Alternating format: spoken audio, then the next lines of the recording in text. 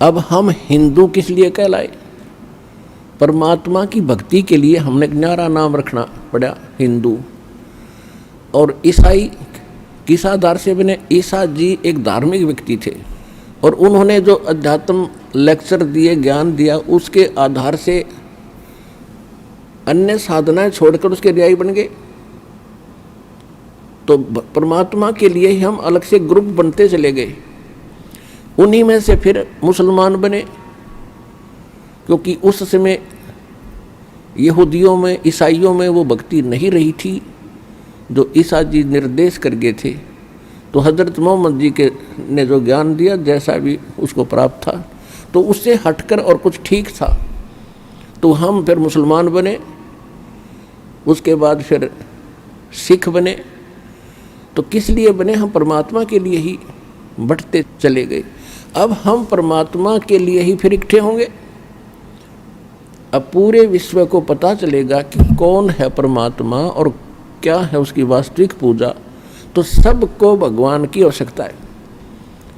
चाहे कसाई भी है, उसकी भी आत्मा कभी ना कभी अवश्य भगवान की तरफ आकर्षित होती है। और अन्य का तो कहना ही क्या चाहिए। आज को कितना अपने आप को नास्तिक मान बैठा है। जब उसको ये ज्ञान होगा तो विवश होना पड़ेगा उसको। अब नास्तिक क्यों हुए? नास्तिक ऐसे हो गए कि जो साधनाएं हम करते रहे और जिन गुरुओं के पास हमारे पूर्वज जाते रहे, वो उनको साधनाएं भी और जंतर मंत्र भी और दान धर्म की सारी शिक्षा देते करवाते रहे। उनको फिर भी कष्ट पे कष्ट आते रहे, क्योंकि वो साधनाएं शास्त्र विदिताकर मनमाना आचरण था। जिस कारण से धीरे धीरे ये होने लगा कि भगवान कहीं नहीं है, क्योंकि भगवान से मिलने वाली राहत हमें विधि मिली है कोई नहीं। अब जैसे बिजली के गुणों में लिखा है कि पंखे चलाती है, पानी निकाल देती है, अंधेरे को उजाले में बदल देती है। और जिस किसी ने कनेक्शन गलत ले रखा हो, किसी नकली है, फिटिंग भी करवा रखी है, सभी पंखे और ट्यूब भी लगा रखी है, और कनेक्शन दे रखा है वो पीछे कनेक्टेड नहीं है, जिससे वो पावर हाउस मान के जहाँ से कनेक्शन ले रखा है उसका आगे कनेक्शन नहीं है, वो नकली पावर हाउस है। उससे कनेक्शन लेकर के वो गुण प्राप्त नहीं किए जा सकते जो बिजली के अंदर हैं। तो जिस कारण से सब ने अपनी फिटिंग फैटिंग पाड़ दी, अब कोई फायदा नहीं, ये सब बकवास है। तो बिजली के गुण तो उस दिन भी वही थे, आज भी वही है, और इसी प्रकार परमात्मा के गुण पहले भी वही थे, आज भी वही हैं। ये जितने भी संत वर्तमान के हैं, इनके पास वो कनेक्शन नहीं है, उस परमात्मा से कनेक्टेड नहीं है, उस परमात्मा की पावर उनके पास नहीं है। एक संत जो है चलता फिरता पावर हाउस होता है, और पावर हाउस के अंदर थर्मल प्लांट से कनेक्शन होता है। तो उस पावर हाउस से जो कनेक्शन लेता है तो सब के वो काम बिजली करती है, यदि वो रेगुलर उनका बिल भरता रहेगा, जो बिजली के गुणों में हम सुना करते थे। ठीक इसी प्रकार ये जितने भी वर्तमान में संत से आज वो कितने महिमा वाले आपने दिखते हो, और चाहे उनके भले करोड़ों उनके शिष्य हों, वो शिष्य क्या, शिष्य तो उनको देवता मानकर बैठ गए आंख बंद करके, उनको खुद मालूम नहीं तुम कर क्या रहे हो। तो उनके पास वो कनेक्शन नहीं है थर्मल प्लांट से, यानी पूर्ण परमात्मा से, जिस कारण से सभी वो साधना भी करते दिखते हैं पर लाभ कति नहीं। आप यहाँ भक्तों का अनुभव सुनते हो, वो रोते हैं कि 30 वर्ष खो दिए राधा स्वामी में, कोई कहता 20 वर्ष खो दिए निरंकारी में, कोई कहता 25 वर्ष खो दिए धन धन सतगुरु में, सब कुछ लुट पिट गया। अब अकल ठिकाना आई उनकी, फिर यो ज्ञान सुना, और फिर यहाँ आने के बाद उनको क्या क्या लाभ हो रहे हैं। वहाँ कनेक्शन नहीं था, यहाँ उस थर्मल प्लांट से उस पूर्ण परमात्मा से इस दास के पास कनेक्शन है। चलता फिरता पावर हाउस है संत रामपाल।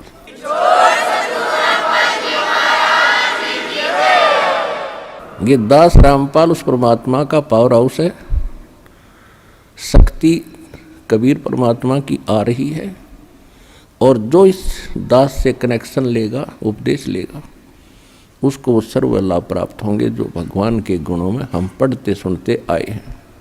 यदि मर्यादा में रहोगे, सच्चे दिल से भक्ति करोगे, तो आजीवन लाभ मिलेगा। आप सुखी होगे, आपके परिवार सुखी होगा, 101 पीढ़ी पार होगी आपकी। लिख लेना वैसे कितने कोने में।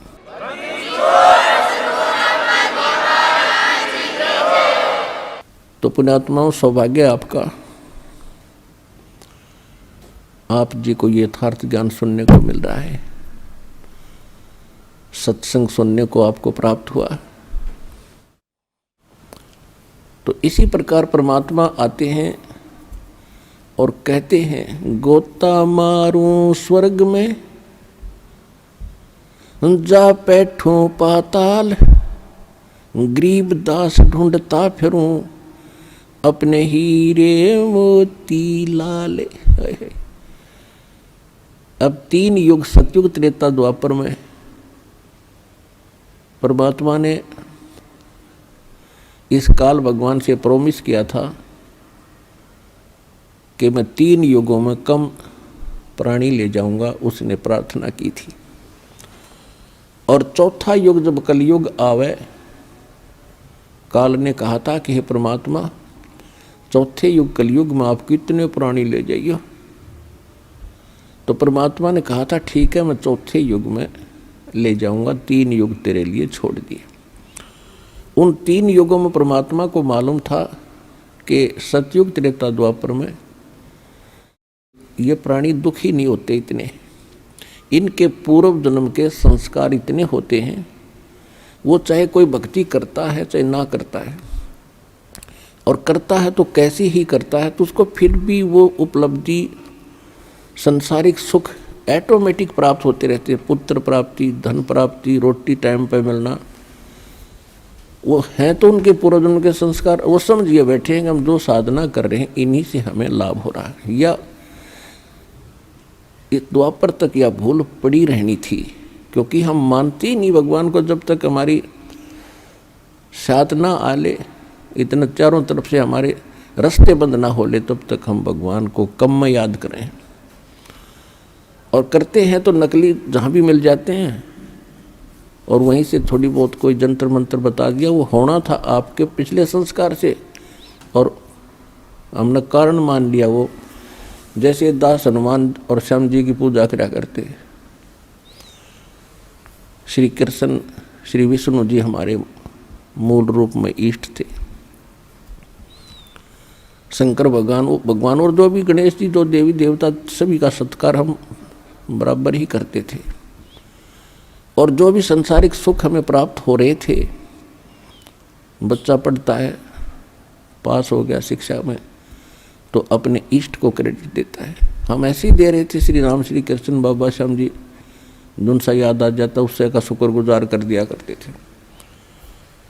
फिर सर्विस प्राप्त हुई तो भी उन्हीं को निमित्त बनाया, संतान हुई, पुत्र पुत्री हुई, तो वो भी इन्हीं भगवानों को क्रेडिट दिया कि इनकी दया से हुआ। अब पता चला परमात्मा के तत्व ज्ञान के दीपक से, रोशनी से, कि तब तक तो हमारा संस्कार यानी प्रारब्ध ही फल रहा था। जो हमें मिलना था वो पूर्व निर्धारित था। और हमने ऐसा भी देखा जो कति भगवान के निकट भी नहीं, वो हमसे भी सुखी थे। शराब पीना, बकवाद करना, सारा दिन अटपट करके ताश खेलना, और वो और भी सुखी थे। तो उनका पिछला ही संस्कार प्रारब्ध ही फल रहा था। और अब पता चला परमात्मा के ज्ञान से कि ये ब्रह्मा विष्णु महेश हमारे संस्कार में परिवर्तन नहीं कर सकते। केवल कबीर परमात्मा जो समर्थ है, परम अक्षर ब्रह्म है, सत्यनारायण है, अविनाशी परमात्मा, यही हमारे बुरे संस्कार का नाश करके और शुभ संस्कार लिख देते हैं। मासा घटे न तिल बधे, विद ना लिखे जो लेख, और साचा सतगुरु मेट कर ऊपर मार दे मेख। जम जो राजा से डरे, ये मिटे कर्म के लेख, अदली असल कबीर हैं ये कुल के सतगुरु एक। अब गरीबदास साहिब जी ने जो निर्णय करके दिया है कि ये कबीर परमात्मा है जो सबके सतगुरु यानी सच्चा ज्ञान देने वाले। सच्चा ज्ञान भगवान ही दे सकता है और या वो उसका कृपा पात्र दास दे सकता है जिस पर उसकी रजा होती है। तो उस परमात्मा के कृपा पात्र आदरणीय गरीबदास साहिब जी ने दिया, वो ये सिलेबस लेकर चले गए। अब इस दास को टीचर बनाकर भेज दिया। अब ये सिलेबस आपके लिए कति सरल कर दिया है दास ने, कति सरल कर दिया है। 9 मन सूत उलझिया ये ऋषि रहे जख मारे और सतगुरु ऐसा सुलझा दे भाई उलझे न दूजी बार। अब ये दातम मार्ग, ये सभी सदग्रंथ, पवित्र ग्रंथ, पवित्र पुराण, पवित्र कुरान, पवित्र गुरु ग्रंथ साहिब, पवित्र वेद, पवित्र गीता, ये हमारे लिए पहाड़ था। और संत और सतगुरु के सामने तो ये एक महापुरुषों के लेख और सिंपल सा ज्ञान है जिसको हम समझ नहीं सके थे। तो इसलिए टीचर की आवश्यकता होती है कि विद्यार्थियों को ऐसे सिंपल वे से समझावे जो आसानी तो समझ जाए। तो आज दास पर कृपा हुई परमात्मा की कि आपको ऐसे सरल भाव से समझा दिया, अशिक्षित भी समझ जाए न, पढ़े लिखे की तो बात है खत्म, आप तो एजुकेटेड हैं। और फिर भी जो इतना ज्ञान समझकर, इतनी बात, सारा प्रमाण देखकर और कोई संत या कोई उनका शिष्य वहाँ से नहीं हटता है काल की पूजा से, तो भक्ति उद्देश्य लेकर वो जीव नहीं गया वहाँ पर। जो भक्ति उद्देश्य लेकर किसी संत के पास गए हैं या कोई संत बना है, इस ज्ञान को सुनकर वो अब भी आनाकानी करता है तो उसका कोई उद्देश्य अन्य है, महिमा की भूख है या कोई उसके कर्म में चूक है। नहीं तो परमात्मा कहते जानबूझ साची तजय और करे झूठ तने और ताकि संगत है प्रभु सौपन में बिना दे। इतने प्रमाण देखकर आत्मा नहीं हिलती तो पत्थर हो गया, वो इंसान नहीं रहा, या फिर जानबूझकर बकवाद कर रहा है। तो कहते ऐसे व्यक्ति के तो सौपन में भी साथ ना हो, संग ना हो, नहीं तो वो आपने भी डबो देगा। तो परमात्मा कहते हैं ये ज्ञान देने के लिए स्वयं आते हैं और फिर इस कलयुग में अपना दास इन्होंने भेजना था। ये तो अब मोक्ष टाइम आ गया, भक्ति काल शुरू हो गया। यू सन 1997 से वहाँ 5505 वर्ष कलयुग बीत चुका है और उसके बाद ही ये तूफान आया है सत्य भक्ति का। संघर्ष भी खूब करना पड़ा पुण्यात्माओं, क्योंकि काल भी अपने एडी चोटी का जोर लगा रहा है कि कोई रामपाल के पास ना चला जा, वहाँ चलागा तेरी पोल खुली और फिर झांकेगा नहीं तेरी ओर। और परमात्मा इसको फिर याद दिला देते हैं रह रह के कि बकवाद बंद कर दे, अब तेरा बोला हुआ वचन है कि कलयुग में कितने जीव ले जाना।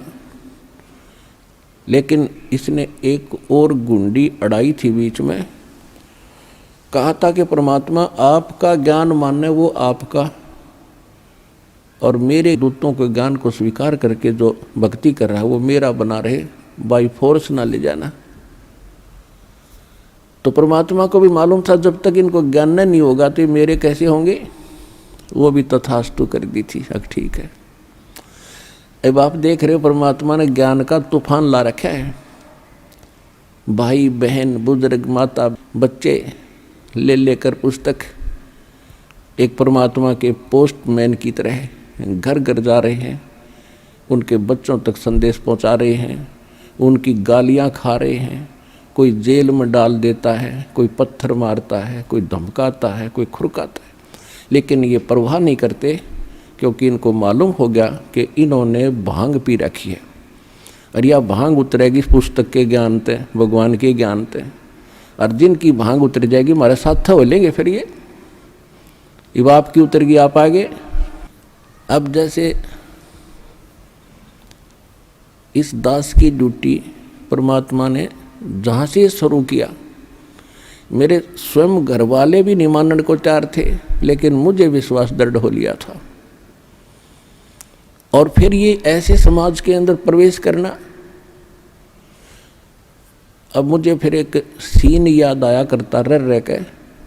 एक बार ये दास मेडिकल में गया था किसी रिश्तेदार को मिलने के लिए, इस ज्ञान प्राप्ति से पहले। तो वहाँ मेडिकल रोहतक के अंदर एक 13 नंबर वार्ड है, उसमें मेंटल वार्ड है। वो डॉक्टर उन मेंटल व्यक्तियों का इलाज कर रहे थे और वो उनको गाली दे रहा था, मैं तेरा जमाई हूँ। और डॉक्टर कह रहा था हाँ जी ठीक है, हाँ जी ठीक है। उसका गिरेबान पकड़ लिया डॉक्टर का, 2-3 ने छुड़वाया, बैठ जा। और फिर भी उनका ट्रीटमेंट कर रहे थे। और जब वो उन ट्रीटमेंट ठीक हो गया, वो स्वस्थ माइंड हो गया, फिर वही यूँ कह रहे थे, डॉक्टर साहब नमस्ते। तो दास की ड्यूटी पागल वार्ड में ला रखी है। अब जिस भी गांव नगर में गया, दास ने यो ज्ञान सुनाया, नु का मारो डले, यो कहाँ से आ गया है, देवता नहीं पूजन देता, हमारे श्राद्धों को भी मना करता है, पत्थर मारो, ये करो। और अब जब उनको ज्ञान हुआ, जब तो मुझे गाली दे रहे थे और अब कहते हैं सत्साहिब गुरु जी, सत्साहिब गुरु जी, निहाल कर दिए, जीवन नाश हो गया था।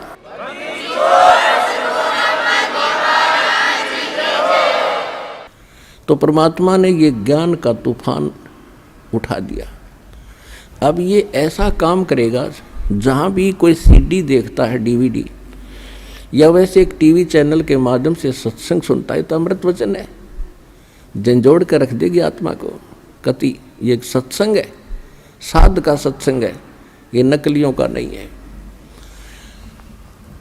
और या कोई पुस्तक पढ़ते हैं, जब पुस्तक पढ़ेगी आत्मा, मन चाहे कितनी बकवाद करो, आत्मा हृदय से मानेगी कि ज्ञान ये है, और अवश्य कहेगी कबीर भगवान है। और चाहे वो कहीं फंसा पड़ा किसी भी ग्रुप में, किसी संत के पास, या किसी पंथ में, या किसी धर्म मजहब में, जब आत्मा सच्चे दिल से मालिक ने अवश्य पुकारेगी, जब इस ज्ञान को सुनेगी कि हे परमात्मा, हे कबीर जी, दया करिए अपने आत्मा पे। यानी वो निकल नहीं सकता वहाँ से, लेकिन फिर पुकार दिया हृदय से, तो उसी दिन परमात्मा ने कह दिया यो मेरा हो लिया।